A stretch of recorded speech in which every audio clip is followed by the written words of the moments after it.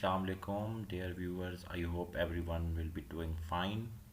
Myself Zishan Khalil और आज हम पढ़ेंगे अपना पहला लेक्चर ड्राइंग का। ठीक है, सिविल इंजीनियरिंग ड्राइंग का पहला लेक्चर। तो हम स्टार्ट लेंगे ड्राइंग के जो बेसिक टूल्स होते हैं या इक्विपमेंट होता है उनके यूज़ से। देन अप्लाइड ज्योमेट्री जो हमारा टॉपिक है आज हम ये देखेंगे और कोशिश करेंगे कि इस लेक्चर में आप लोगों को जो चीज़ें और जो प्रैक्टिकल क्वेश्चंस बताए जाएंगे उससे आप लोगों को काफ़ी सहूलत होगी। ठीक है, बेसिकली ड्राइंग आप कह लें कि is a language of lines. ठीक है, और ये एक यूनिवर्सल लैंग्वेज है, चाहे वो आप सिविल इंजीनियरिंग के लिए यूज़ करते हैं पर्पस के लिए या फिर इलेक्ट्रिकल इंजीनियरिंग या मैकेनिकल इंजीनियरिंग के लिए। ये एक यूनिवर्सल लैंग्वेज है कि universal language mean all over the globe जितने भी इंजीनियर्स होते हैं, चाहे वो किसी भी फील्ड से ताल्लुक़ रखते हैं, उनका मोड ऑफ ड्राइंग, ठीक है, या mode of sketching things same होता है। अगर इसकी मैं एग्जांपल दूं तो जो लेटरिंग, गोथिक लेटरिंग यूज़ होती है वो all over the world same use होती है। मतलब जो लेटरिंग इसकी लैंग्वेज में दी गई है ड्राइंग की, वही language all over the world use होगी। ठीक है, इसी तरह अगर आप देखें तो हर ड्राइंग में बेसिकली जब आप चीज़ों को स्केच करते हैं तो वो लाइंस ही होती हैं जो कि डिफरेंट टाइप्स की होती हैं और उनकी बेस पे आप अपने मैप को एक शॉर्ट पेपर या शीट के ऊपर ड्रा करते हैं। तो आज हम इस ड्राइंग सब्जेक्ट के टूल्स के बारे में पढ़ेंगे और अप्लाई ज्योमेट्री को थोड़ा सा देखेंगे। अप्लाई ज्योमेट्री पढ़ाने का या कोर्स कंटेंट्स में होने का मकसद ये होता है कि जब आप आगे जाके ड्राइंग्स बनाते हैं तो उस वक्त आप लोगों को काफ़ी सारी चीज़ें जो आप फ्री हैंड से नहीं कर सकते होते स्केच, वो पता चल जाती हैं कि आपने टूल्स को यूज़ करते हुए उन चीज़ों को कैसे ड्रा करना है। तो आए आज का हम अपना पहला लेक्चर स्टार्ट करते हैं। कंटेंट्स इसके जो हैं उसमें है preparation of tools, use of tools, then applied geometry और प्रॉब्लम सॉल्विंग स्टेप्स। ये चार चीज़ें इस लेक्चर में हम कवर करेंगे वन बाय वन। ठीक है जी, प्रिपरेशन ऑफ टूल्स से हम स्टार्ट लेते हैं। ड्राइंग स्टार्ट करने से पहले या किसी भी इक्विपमेंट को यूज़ करने से पहले जो चीज़ें प्रिपेयर होनी चाहिए वो ये होती हैं। पेपर, यहाँ पे हम पेपर का मतलब लेंगे शीट, स्कॉलर शीट। ठीक है, पेंसिल्स, लेड पेंसिल्स जो ड्राइंग में यूज़ होती हैं, और कंपस, कंपस मतलब सर्कल्स या आर्क्स लगाने के लिए यूज़ होती है। ठीक है, तो सबसे पहले हम शीट को देखते हैं कि शीट को एडजस्ट कैसे करना होता है ड्राइंग बोर्ड के ऊपर। तो यहाँ पे स्लाइड्स में, यहाँ पे स्क्रीन पे आपको एक ड्राइंग बोर्ड जो कि एक स्पेसिफिक डिमेंशन का होता है वो शो किया गया है। अब हम देखते हैं कि कौन से ऐसे स्टेप्स होंगे जिनको फॉलो करते हुए आपने अपनी स्कॉलर शीट को इस ड्राइंग बोर्ड के ऊपर एडजस्ट करना है। तो फर्स्ट स्टेप ये है कि place a paper close to the left edge of a table where a drafter can work conveniently. ठीक है, तो ये वाला जो एज होता है इसे ड्राफ्टिंग एज कहते होते हैं, और ड्राफ्टर आप खुद ही होंगे क्योंकि आप जो चीज़ें ड्रा कर रहे हैं, तो इसलिए आप ड्राफ्टर कहलाएंगे। तो इस एज से आपने शीट को रखा ड्राइंग बोर्ड के ऊपर, और ये वाला एज कौन सा एज होता है उस ड्राइंग बोर्ड का? Drafting edge. Next is T square. T square का सबको पता होगा, इसे टी स्केल कहते हैं। इसका ये हेड होता है और ये ब्लेड होता है। तो इसके इस एज को या इस पार्ट को ड्राफ्टिंग एज कहते होते हैं, जो आप कह लें कि ड्राइंग बोर्ड है उसके ड्राफ्टिंग साइड पे होता है ये। देन क्या किया आपने, सबसे पहले शीट लगाई, देन आपने टी स्केल उसके ऊपर रखा, या इसे टी स्केल भी कहते होते हैं या टी स्क्वेयर भी कहते होते हैं। Next step is move the paper until its lower edges lies close to the top edge of a T square. ठीक है, तो आपने अपनी शीट को इस तरह मूव किया कि जो आपकी शीट के लोअर एजेस हैं, एक एज ये हो गया और एक एज ये हो गया, ये आपके इस जो टी स्क्वेयर था उसके टॉप पे आ जाएं। उससे ये होता है कि क्योंकि आप देखें तो ये टी स्क्वेयर बिल्कुल हॉरिजेंटल ओरिएंटेशन में है, और ये शीट इस वक्त जब इसके लोअर टॉप एजेस पर फिक्स हो गई है, तो इसका ऊपर और नीचे से डिस्टेंस इक्वल है। मतलब इस शीट की ड्राइंग बोर्ड के ऊपर अलाइनमेंट बिल्कुल ठीक है, यहाँ से भी और यहाँ से भी। ठीक है, तो सबसे पहले आपने ये स्टेप फॉलो करना है। फिर आपने क्या किया, आपने अपने उस टी स्केल को ऊपर मूव किया अनटिल के जो आपके टी स्क्वेयर के एजेस थे वो आपकी शीट की टॉप एजेस पे आ जाएं। देन वही चीज़ लिखी हुई है कि align the top edges of the paper with the T square blade. तो टी स्क्वेयर का जो ब्लेड था उसके साथ उसके टॉप एज अलाइन कर दिए। अब क्या करना है नेक्स्ट,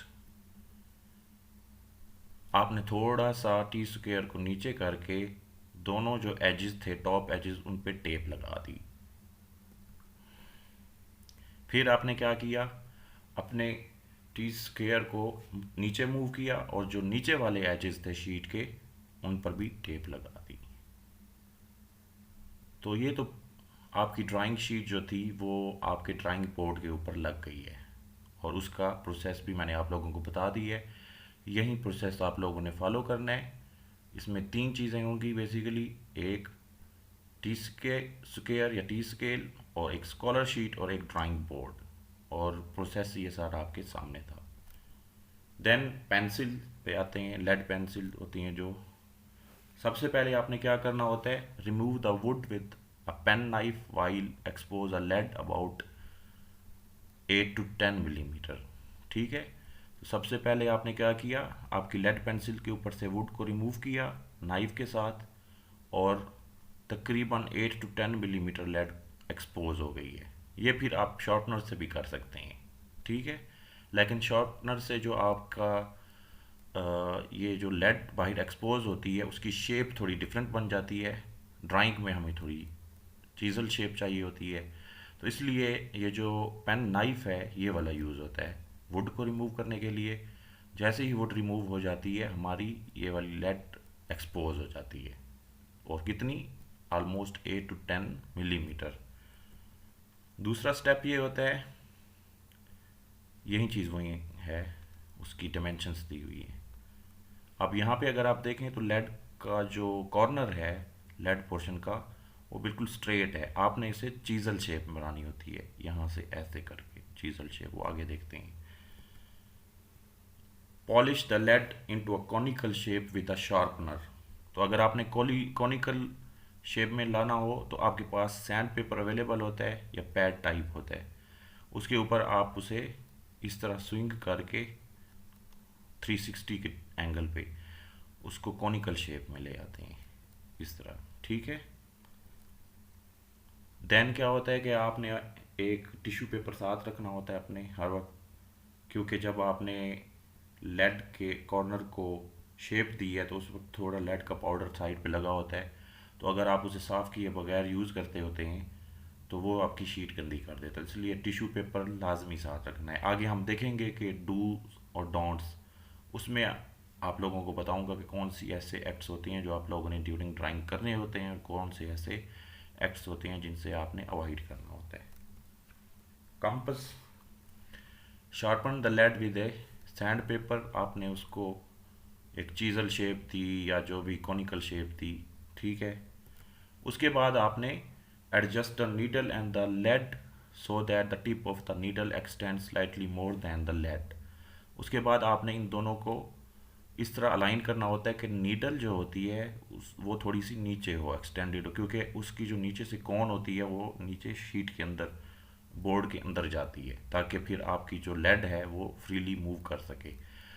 तो ये आपने प्रोसेस यूज़ करना है। अब हम आते हैं यूजिंग द टूल्स, कि वो यूज़ कैसे होते हैं। अभी तक तो हमने देखा कि चीज़ें प्रिपेयर कैसे करनी है आपने। सबसे पहले हम देखते हैं फंक्शन ऑफ टूल्स। आपके जो बेसिक टूल्स होते हैं, एक टी स्क्वेयर होता है और ट्राई होती हैं, इन्हें सेट स्क्वेयर्स भी कहते होते हैं, और ये दो तरह के होते हैं। एक में 45 डिग्री के दो एंगल होते हैं, क्योंकि ये ट्राइंगल्स है तो उनका जो ओवरऑल एंगल सम होगा वो 180 होगा। तो एक सेट स्क्वायर या एक ट्राइंगल जो होती है वो 45 डिग्री और एक 90 का होता है। और जो दूसरी ट्राइंगल होती है या सेट स्क्वायर होता है, उसमें एक एंगल 30 का होता है, एक 60 का होता है और एक 90 का होता है। और ये दोनों जो हैं, टी स्क्वायर या ट्राइंगल्स या फिर आप कह लें सेट स्क्वायर्स, ये स्ट्रेट लाइंस लगाने के लिए यूज़ होती हैं। ये बात आपने माइंड में रखनी है।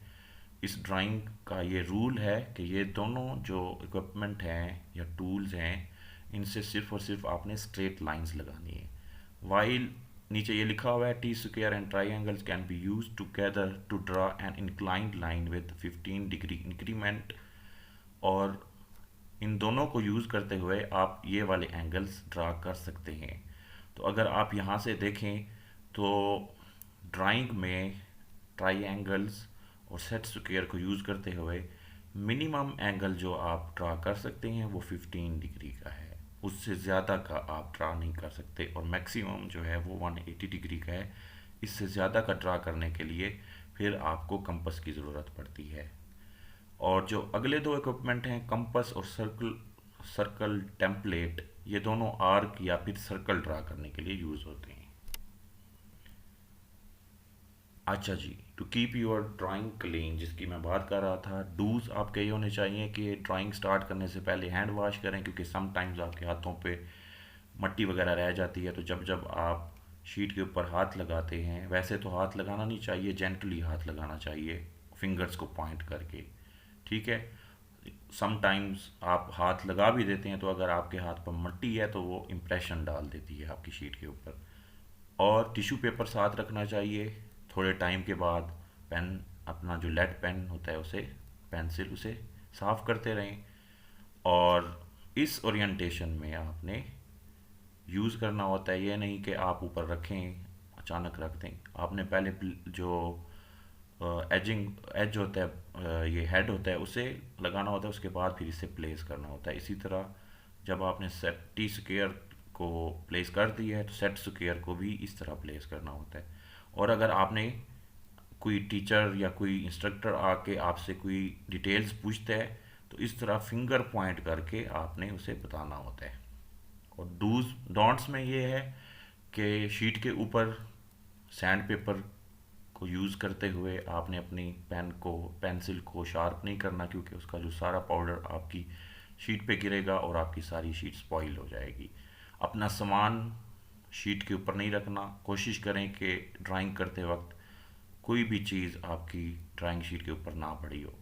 और बताते वक्त या फिर इंटेंशनली और अनइंटेंशनली उसके ऊपर पूरा हाथ नहीं लगाना। तो ये आपके डूज और डोंट्स होते हैं क्लीन ड्राइंग के लिए।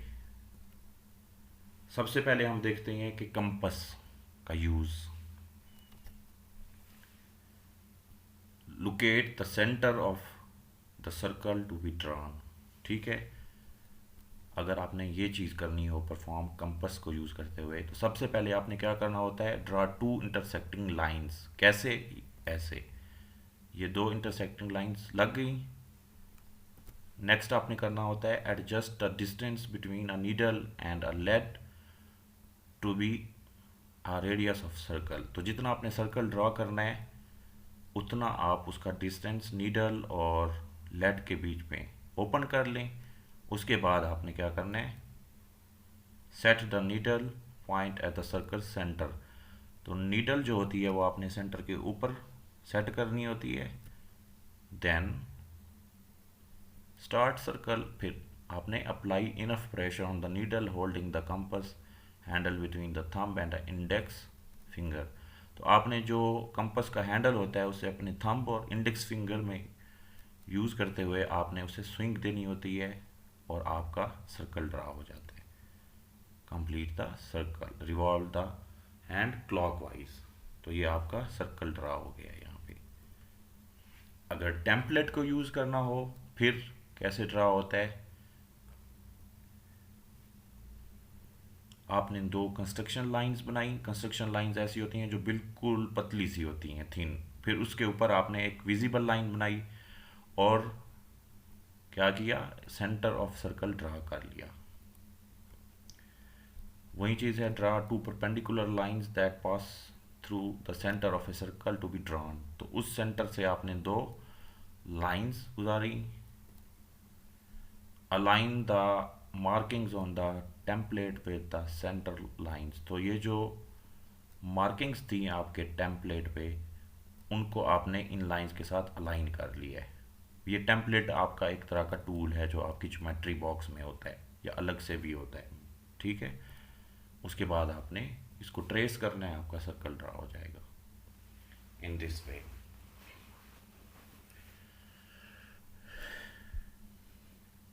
ठीक है जी। और आप जब टेम्पलेट को हटा लेंगे तो आपका सर्कल बन चुका होगा। Draw a line through the given point, ठीक है। फॉर एग्जांपल ये दो पॉइंट्स ए और बी आपको दिए गए हैं और आपने एक लाइन ड्रा करनी है। तो उसके लिए ये वाले स्टेप्स फॉलो होंगे। ये मैं वीडियो प्ले कर रहा हूँ, इसमें जो स्टेप्स होंगे वो आपने गौर से देखने हैं। इधर साथ में आपको इंस्ट्रक्शंस भी दी जा रही होंगी, उनको पढ़ के वैसे ही यूज़ करना है अपना इक्विपमेंट। तो ये लाइन ड्रा हो जाएगी इन दो पॉइंट्स के बीच में। तो ये मैं अभी प्ले करने लगा हूँ।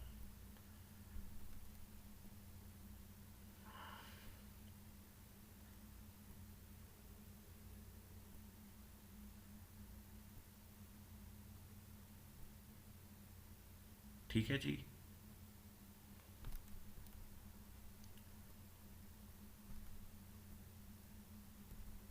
देन हॉरिजेंटल लाइन अगर ड्रा करनी हो, उसके लिए स्टेप्स ये हैं कि press the set square head against the left edge of the table.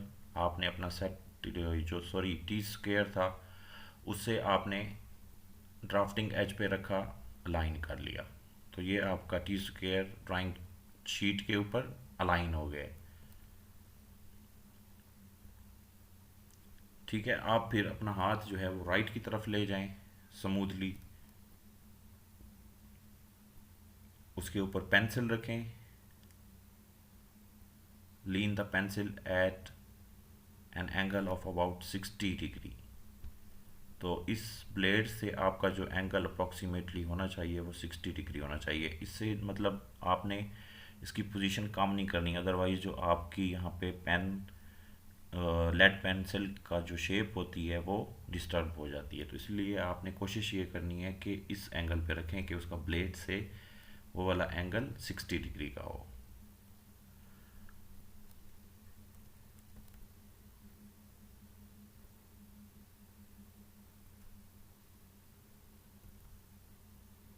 ये वही चीज़ शो की गई है। उसके बाद आप क्या करें, पेंसिल को रोटेट करते हुए पेंसिल को इस तरह रोटेट किया करें अपने इन दो हाथों की हाथ की उंगलियों के बीच में। उसका पर्पज़ ये होता है कि आपकी जो लेड पेंसिल की शेप होती है वो मेंटेन रहती है। उसके बाद आपने सीधी लाइन लगा दी, तो ये हॉरिजेंटल लाइन लगी। और अगर आप यहाँ पे देखें तो यहाँ पे आपको टी स्क्वायर का पर्पज़ भी पता चल गया है कि टी स्क्वायर जो होते हैं वो सिर्फ और सिर्फ हॉरिजेंटल लाइंस ड्रा करने के लिए यूज़ होते हैं। आप इस तरह नहीं कर सकते कि ब्लेड को यहाँ पे हेड को यहाँ पे रखें और ब्लेड को इस तरह रखें वर्टिकल लाइंस लगाएं। नहीं, वर्टिकल लाइंस आप नहीं लगा सकते टी स्क्वायर से।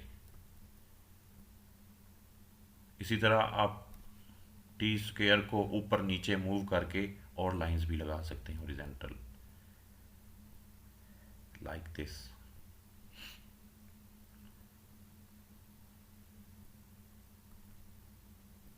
अच्छा, अब अगर आपने वर्टिकल लाइन लगानी हो तो वर्टिकल लाइंस जो होती हैं उसके लिए टी स्क्वायर तो यूज़ होगा ही होगा। टी स्क्वायर को आपने हॉरिजेंटली अलाइन किया शीट के ऊपर। अब यहाँ पे आप कोई भी सेट स्क्वायर रख दें, चाहे आप 45 डिग्रीज वाला रखें या फिर आप 60-30 डिग्रीज वाला रखें इसके ऊपर ऐसे, और वो लाइन ड्रा कर दें। Place any triangle on the T square edge. Use your left hand to hold both, क्योंकि अगर आप राइट हैंडेड हैं तो आप अपना लेफ्ट हैंड इन दोनों को होल्ड करेंगे, और होल्ड इस तरह करेंगे कि जो आपका एज ऑफ टी स्क्वायर है वो डिस्टर्ब ना हो। ये आप लोगों ने माइंड में रखना है। You people have to keep in mind कि आपका जो ब्लेड ऑफ सेट स्क्वायर है वो डिस्टर्ब ना हो, और वो आपका जो ड्राइंग बोर्ड है उसके ड्राफ्टिंग एज के साथ इंक्लाइंड रहे, हर वक्त अलाइंड रहे। ठीक है। देन आपने राइट हैंड से पेंसिल से ट्राइंगल को यूज़ करते हुए आपने लाइन लगा दी। अगेन आपका जो यहाँ से एंगल होना चाहिए, आप क्योंकि आप वर्टिकल लाइन लगा रहे हैं और वर्टिकल लाइन लगाने के लिए आप ट्राइंगल यूज़ कर रहे हैं, तो इसलिए ट्राइंगल के एज से आपका डिस्टेंस 60 डिग्री का होना चाहिए, और आपने लाइन ड्रा कर दी। और उसी तरह आप अपनी लेड पेंसिल को रोटेट करके लगाएंगे इस तरह। ठीक है। अब हम देखते हैं कि जैसे हमने स्टार्ट में पढ़ा था कि जो ट्राइंगल्स होती हैं उनको उनके ज़रिए हम डिफरेंट एंगल्स की लाइंस लगा सकते हैं। तो टी स्क्वायर और ट्राइंगल्स को यूज़ करते हुए हम डिफरेंट एंगल्स की लाइंस लगाते हैं। अगर आपने 30 डिग्री की लगानी है तो उसके लिए ये प्रोसेस है।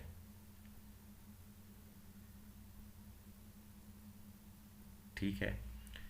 ये वाला अगर आप ट्राइंगल देखें तो ये वाला एंगल आपका 90 डिग्री का है, ये 60 डिग्री का है, और ये वाला 30 डिग्री का है।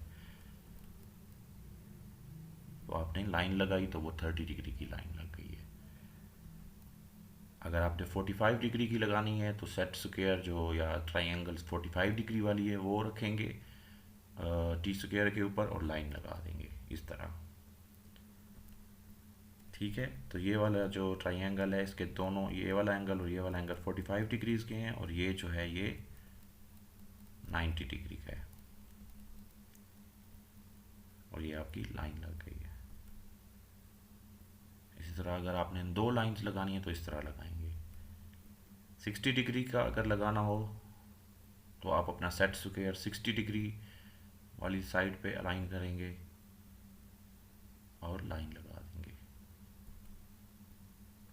इसके अलावा जो हमने बाकी देखा था कि हम 15 डिग्री का मिनिमम और 180 डिग्री तक लगा सकते हैं, और 180 डिग्री से भी ज़्यादा के लगा सकते हैं, तो वो हम आप देखते हैं। अगर 15 डिग्री का लगाना हो तो उसके दो हैं प्रोसेस। आपने सबसे पहले ये वाला सेट स्क्वायर रखा कि 30 वाला एंगल यहाँ पे हो। ठीक है। उसके ऊपर फिर आपने 45 डिग्री वाला रखा, और वो इस तरह रखा कि ये वाला अगर क्लॉकवाइज है तो दूसरा एंटी क्लॉकवाइज है, तो 45 में से अगर 30 गए तो बाकी 15 बच गए। और ये आपने एंगल जब लगाने होते हैं याद रखना होता है कि आपने उनको जो मेजर करना होता है वो काउंटर क्लॉकवाइज करना होता है इस तरह। तो इसलिए ये जो नीली लाइन यहाँ पे दिखाई गई है ये आपका एंगल शो कर रही है। ये तो नेगेटिव में चला गया ना, -30 ये हो गया क्योंकि आपने उसको अलाइन ही ऐसे किया था कि ये आपकी इस वाली लाइन से कितना बन रहा है, -30। और अगर यहाँ से आप लगाएंगे तो वो 45 डिग्री होगा, और इनको अगर आप चेक करें तो ये वाली लाइन आपकी जो लगी है ये 15 डिग्री काउंटर क्लॉकवाइज लग गई है। या इसका एक और मेथड है, इस तरह आपने उसको 60 डिग्री लगाया पहले। ठीक है। ये वाला एंगल 60 डिग्री का था, साथ आपने 45 डिग्री वाले को इस तरह रखा कि ये क्लॉकवाइज गया, तो काउंटर क्लॉकवाइज से क्लॉकवाइज वाला जो ये 45 डिग्री था वो अगर माइनस करें आप तो 15 डिग्री काउंटर क्लॉकवाइज एंगल पे आपकी लाइन लग गई है। इसी तरह ये 75 डिग्री के अगर लगाने हो तो उसके लिए ये प्रोसेस है, ये मैं आपको दिखा देता हूँ। आई होप कि जो आपने पीछे वाला 15 डिग्री वाला एंगल देखा है तो उसमें आप लोगों को सेट स्क्वायर्स का इस्तेमाल या समझ आ गई होगी। अब जो आगे के एंगल्स हैं वो सिर्फ मैं वीडियो प्ले कर देता हूँ, आप इसको देखेंगे तो आप लोगों को समझ आ जाएगी। तो 75 डिग्री के अगर लगाने हो एंगल्स तो यूँ लगेंगे। पहला मेथड ये है, ठीक है, और दूसरा मेथड ये है, ठीक है। और अगर 105 डिग्री के एंगल्स लगाने हो तो ये दो मेथड्स यूज़ होंगे।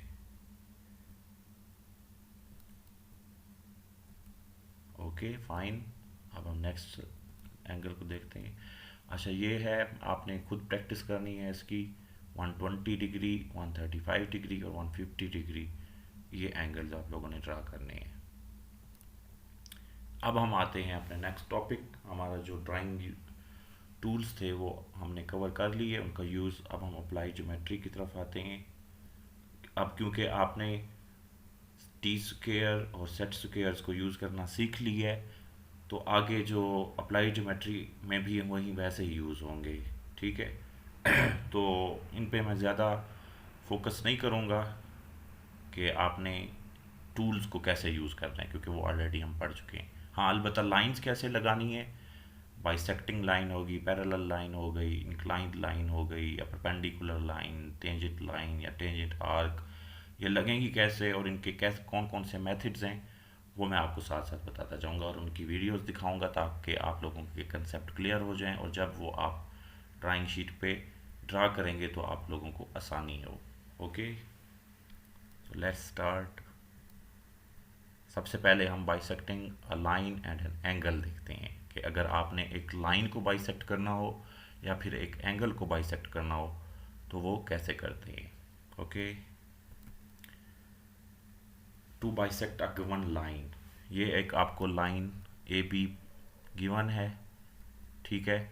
अब उसी तरह ट्राइएंगल्स या जो भी आपके टूल्स थे, यहाँ पे वैसे वही ट्राइएंगल्स यूज़ होंगी, जो आपकी टू टाइप के सेट स्क्वायर या फिर ट्राइएंगल्स थी वो यूज़ होंगी।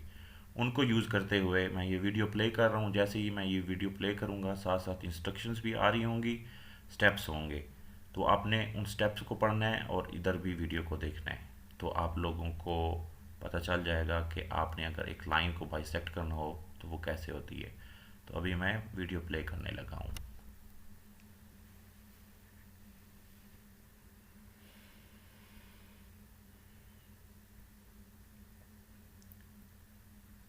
एक्सप्लेनेशन को आपने देखना है और साथ ही वीडियो को देखना है, तो आपको पता चल जाएगा कि आपने एक लाइन को इंटरसेक्ट कैसे किया है। इसमें बेसिकली आपने सबसे पहले क्या किया है मैं बता देता हूँ कि आपने अपनी जो कंपस थी उसको हाफ से ज़्यादा खोला है, मतलब जो इसका मिड पॉइंट था उससे ज़्यादा खोला है। मतलब यहाँ से अगर आप देखें तो इतने रेडियस R1 का खोला है आपने, और जो यहाँ से यहाँ तक रेडियस होगा वही यहाँ से यहाँ तक आपने खोला है सेम। अब आपने सबसे पहले क्या किया, पॉइंट ए पे रख के एक आर्क लगाई, ये वाली R1 रेडियस की जो आपने सिलेक्ट किया था। फिर पॉइंट बी पे रख के कंपस को आपने ये वाली लाइन लगाई सेम रेडियस की। जब ये दोनों आर्क्स लग गई, एक ये वाली और एक ये वाली, उसके बाद आपने ये वाली स्ट्रेट लाइन लगाई, इस पॉइंट पे आपकी वो लाइन इंटरसेक्ट कर गई है, ठीक है। तो ये था to bisect a given line. Next पे अब चलते हैं to bisect a given angle. ये कोई भी एक एंगल है, ये दो लाइंस हैं ए सी और ए बी के बीच में, ये वाला एक एंगल है, ठीक है। इस एंगल को आपने बाइसेक्ट करना है, तो कैसे होगा आइए देखते हैं।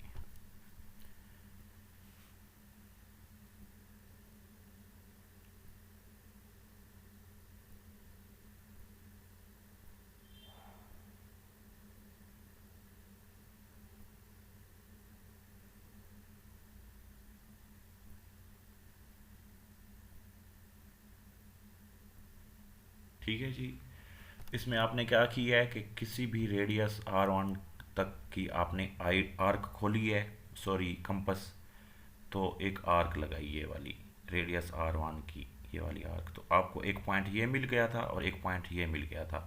उसके बाद आपने एक और डिस्टेंस पे दोबारा कंपास को खोला है, ठीक है, और एक रेडियस R2 जो दोबारा खोली थी, सपोज वो R2 था, तो इस पॉइंट पे रख के ये वाली आर्क लगाई और इस पॉइंट पे रख के ये वाली आर्क लगाई।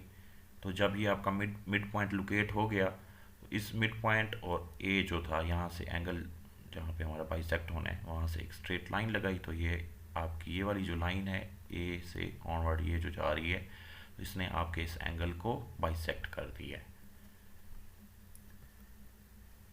अगर हमने पैरेलल लाइंस लगानी हो तो तब हम क्या करेंगे, आइए देखते हैं। Line parallel to a given line through a given point, ठीक है, ये आपको गिवन लाइन प्रोवाइडेड थी और आपने इस पॉइंट पे एक पैरेलल लाइन ड्रा करनी है। तो उसके लिए हम कौन से टूल्स यूज़ करेंगे और मेथड क्या है, आपको इस वीडियो को देखने के बाद पता चलेगा। मैं वीडियो प्ले करता हूँ।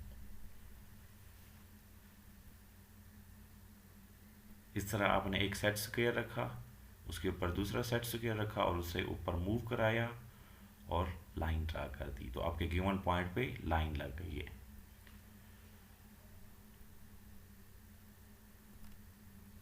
Line parallel to a given line at a given distance, ठीक है, आपकी गिवन लाइन थी लेकिन आपने एक गिवन डिस्टेंस पे लगानी है, तो वो कैसे होगी, आइए देखते हैं।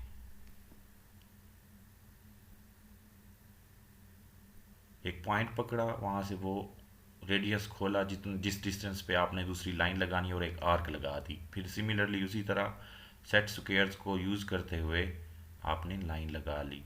अब ये जो लाइन लगी है ये आपके रिक्वायर्ड डिस्टेंस पे लग गई है जो कि गिवन लाइन के पैरेलल है। ओके, देन हम नेक्स्ट ज्योमेट्रिक उस पे आते हैं, पोर्शन पे, ड्राइंग अ परपेंडिकुलर लाइन। इसके दो मेथड्स हैं, एक रिवॉल्व मेथड है और एक एडजेसेंट साइड्स मेथड है। तो पहले हम रिवॉल्व मेथड को देखते हैं कि अगर आपके पास ये एक लाइन है गिवन और आपने उसके सेंटर पे एक परपेंडिकुलर लाइन ड्रा करनी है, तो वो कैसे होगी। Let's play the video and watch. आपने 45 डिग्री वाला जो सेट स्क्वायर था उसे ऐसे प्लेस की है, उसके साथ दूसरा की है, देन उसको इस तरह आपने स्विंग की है। तो जैसे ही स्विंग की है तो आपका वो लाइन बिल्कुल परपेंडिकुलर लाइन लग गई है। रिवॉल्व मेथड ये था कि आपने उसको रिवॉल्व किया है जो आपका 45 डिग्री का सेट स्क्वायर था। एडजेसेंट साइड्स मेथड,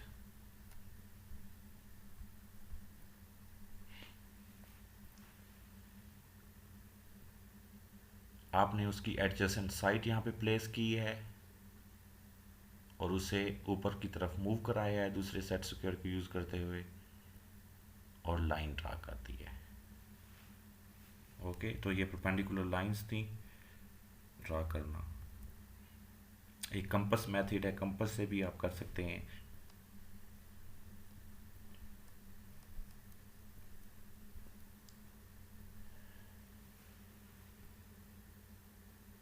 आपने एक रेडियस पे कंपास को खोला है और एक आर्क लगा दिया है, तो उस आर्क लगाने से आपके दो पॉइंट्स बन गए हैं। वहाँ से आपने ये वाले दो पॉइंट्स लगाए और सॉरी आर्क्स लगाई, तो ये पॉइंट डी बना और इसे जब आपने पॉइंट सी के साथ इंटरसेक्ट किया तो ये एक परपेंडिकुलर लाइन लग गई है पॉइंट सी पे, जो कि गिवन लाइन का सेंटर था, और यूज़ करते हुए कंपास।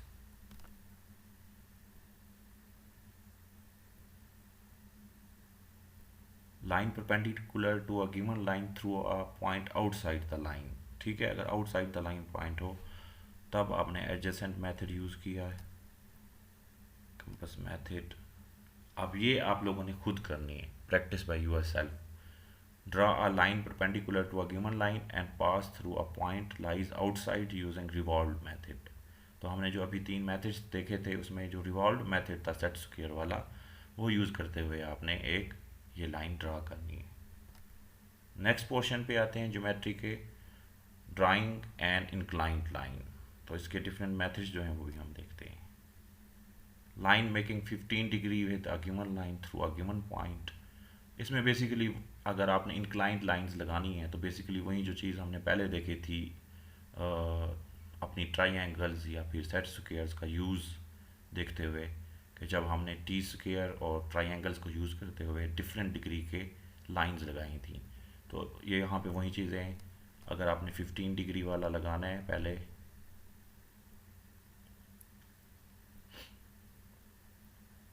तो इस तरह लगाएंगे या फिर इस तरह।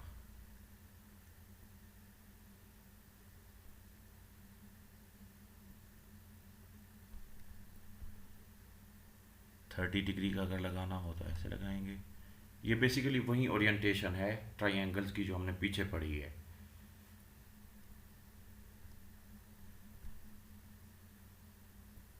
ये दोनों तरफ से दिखा रहा है, अगर आपने इस साइड से लगानी है या आपने इस साइड से लगानी है, दोनों तरफ से। इसी तरह अगर 75 की लगानी है तो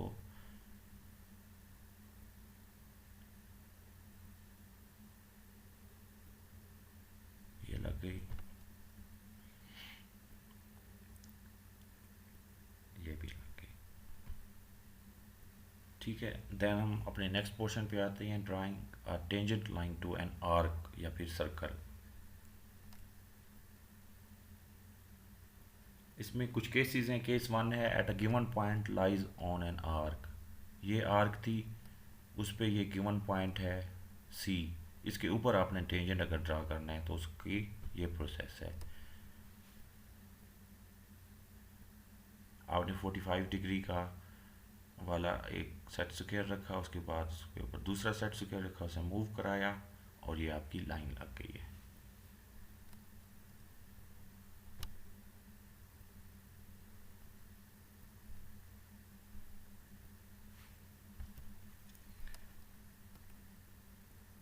केस टू है, अ given point lies outside an arc. पिछले केस में ऑन द आर्क था, अब आउटसाइड एन आर्क है। इसके दो मेथड हैं। मेथड वन क्या है, ये इस तरह आपने सेट स्क्वायर्स को अरेंज किया और नीचे की तरफ मूव किया, एक वहाँ पे पॉइंट लगा लिया और फिर नीचे सेट स्क्वायर को यूज़ करके जो आउटर पॉइंट था वहाँ तक आपने लाइन ड्रा कर दी। और दूसरा मेथड ये है।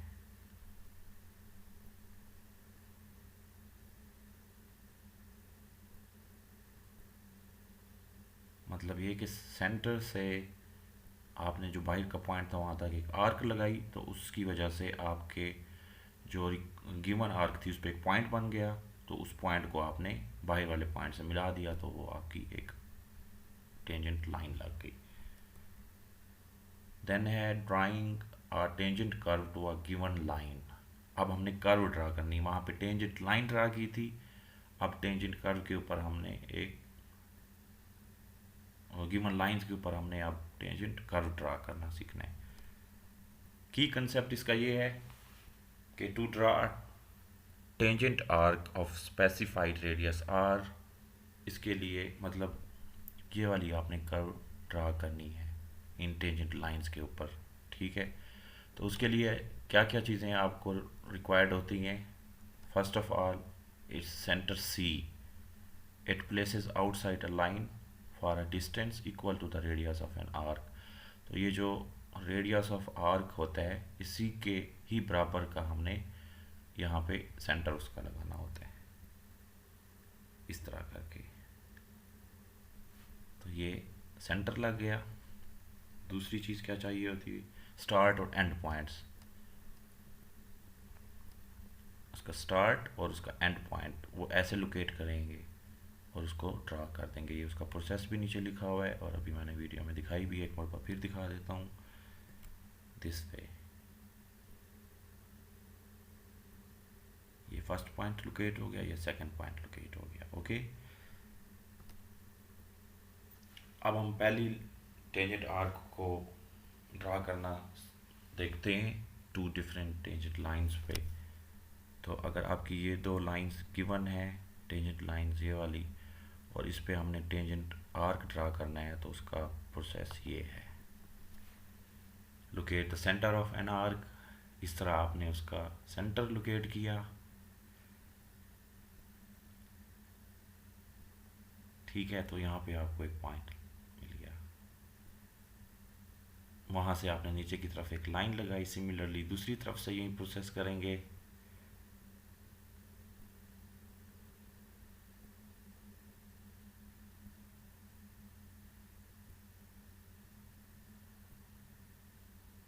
तो सबसे पहले आपको सेंटर ऑफ आर्क मिल गया है।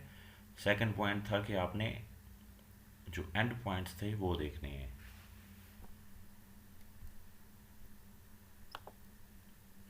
दूसरा पॉइंट है लोकेट द टेंजेंट पॉइंट्स, या आप कह लें स्टार्ट एंड पॉइंट्स या एंड पॉइंट्स। तो ये टेंजेंट पॉइंट 1 लग गया और ये टेंजेंट पॉइंट 2 लग गया, मतलब उस आर्क का स्टार्ट और उस आर्क का एंड पॉइंट। उसके बाद आपने सेंटर से ये वाली आर्क ड्रा कर दी, तो ये आपकी टेंजेंट आर्क 2 गिवन लाइंस पे ड्रा हो गई है। एक मरतबा मैं इसको रिप्ले कर देता हूँ।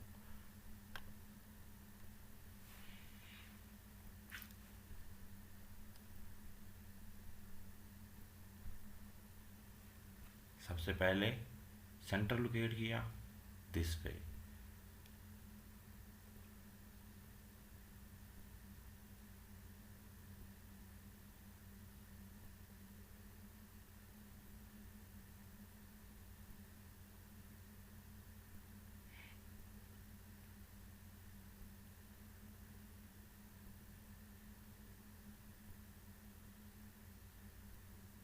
जैसे ही सेंटर लोकेट हुआ उसके बाद आपने उस आर्क का स्टार्ट पॉइंट और एंड पॉइंट ड्रा किया।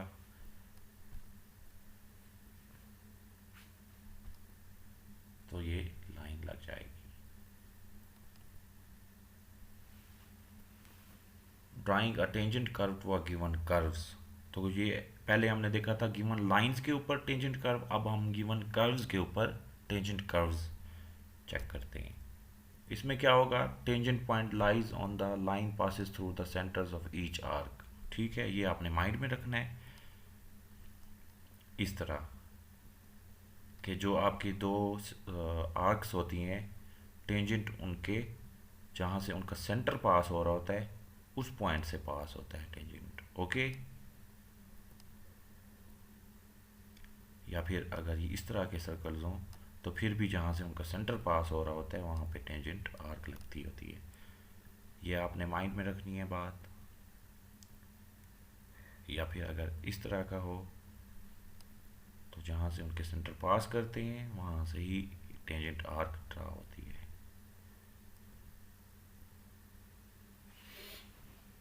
अब हम इसका प्रोसेस देखते हैं। To draw a tangent arc of specified radius R, सबसे पहले हम उसका सेंटर फिर उसका स्टार्ट और एंड पॉइंट्स देखते हैं, जो कि पहले था हमने लाइंस में देखा था। अब दो तरह के केसेस हैं, एक एक्सटर्नल और एक इंटरनल। इंटरनल मतलब ये कि अगर दो डिफरेंट आर्क्स पे एक्सटर्नल लगाना है तब क्या करना है, इस तरह करना है। सबसे पहले आपने कोई एक पॉइंट बाहर लगा लिया सी, जो ग्रीन में यहाँ पे दिखाया है। सेंटर से आपने उस पर दोनों मिला लिए, सेंटर जो भी थे उनको उस पॉइंट से मिला लिए और आर्क लगा दी। ठीक है, ये आप अगर आप नोट करें तो इस वाले रेड और ब्लू जो आर्क्स थी उसकी उनके आउटर साइड पे ये वाली आर्क लगी है, और दूसरा है इंटरनल आर्क। तो उस सिमिलरली ऐसे ही एक रेड और ब्लू दो आर्क्स हैं, उनके सेंटर में प्रोवाइडेड हैं। इसके लिए हमने उनकी जो ये वाली साइड थी वहाँ पे सेंटर एक पॉइंट लगाया था, और अगर आपने इंटरनल लगाना है तो इस साइड की तरफ आपने एक पॉइंट लगाया, उनको फिर सेंटर से पास कराया। तो जब सेंटर से पास कराया तो इस आर्क के ऊपर भी एक पॉइंट लग गया, इस आर्क के भी ऊपर एक पॉइंट लग गया और उनको आपस में मिला दिया। तो एक्सटर्नली और इंटरनली दो आर्क्स के ऊपर हमने टेंजेंट आर्क लगा ली। अब ये एक और मेथड है एक्सटर्नल टेंजेंट आर्क लगाने का, ये मैं वीडियो प्ले कर रहा हूँ कि दो आपके पास आर्क्स हैं, सर्कुलर आर्क्स। ठीक है, एक this and other is this. इसका जो सेंटर है वो C1 है, इसका सेंटर C2 है, इसका रेडियस R2 है, इसका रेडियस R1 है। तो हमने अब अगर इस पे एक्सटर्नल आर्क लगानी है यहाँ पे ऐसे, तो उसका ये प्रोसेस है। आपने इस तरह सेंटर से आर्क्स लगाई, आपका सेंटर लोकेट हो गया बाहर पे ये वाली जगह। उसके बाद मैंने बताया था कि इनको आपने मिला, ये स्टार्ट पॉइंट और एंड पॉइंट बना दिए और इनको आपस में मिला दिया, और यहाँ से आपकी एक्सटर्नल साइड पे टेंजेंट आर्क ड्रा हो गई है। इंटरनल अगर करना हो दो, वैसे ही दो आर्क्स हैं, centre C1 radius R1, centre C2 radius R2, और अगर इस पे इंटरनल लगानी है आर्क तो उसका प्रोसेस ये है। इस तरह आपने पॉइंट C एक बाहर लगाया, ठीक है, यहाँ से फिर सेंटर से पास कराएंगे यहाँ पे, और यहाँ पे पॉइंट्स लगाएंगे। ये उसका स्टार्ट पॉइंट है, ये उसका एंड पॉइंट है, और ये लगा ली आर्क आपने।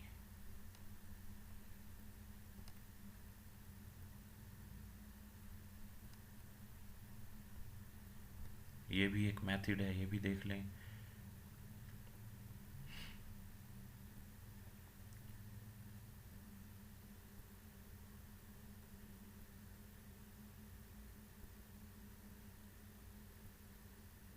ये इंटरनल टेंजेंट है, तो ऐसे आपका ये टेंजेंट लग गया।